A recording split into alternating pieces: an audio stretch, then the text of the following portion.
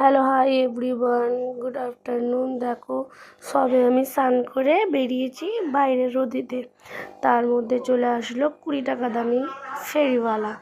তো চলো ফেরিওয়ালা থেকে কিছু কিনেই নেওয়া যাক। তখন শাশুড়ি মাকে জিজ্ঞেস করলাম কী লাগবে। তো শাশুড়ি মা বললো আমার একটা ব্রাশের কৌটো লাগবে, জানি না এটা কী বলে।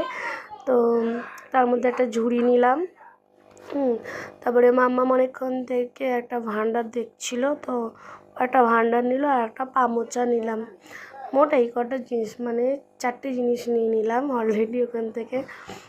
তো কিনবো না করে 4টে জিনিস অলরেডি ওখান থেকে নিলাম। তো আমি ওখানে একটা জিনিসই দেখাইনি, শুধু মাম্মামে একটা, ওই যে দেখো লাল হলুদে একটা ভান্ডার দেখা যাচ্ছে গোল মতন, ওই ভান্ডারটাও নিয়েছে, শুধু ওইটাই আমি দেখাতে পারিনি। তো বাদ বাকি ওখানে আমি 3টে জিনিস কী নিলাম সেটা আমি দেখিয়ে দিলাম।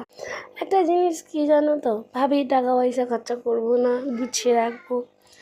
আমার দ্বারা এই জন্মে আর হবে না, কারণ আমার হাতে টাকা থাকলে আমি খরচা করতেই থাকি।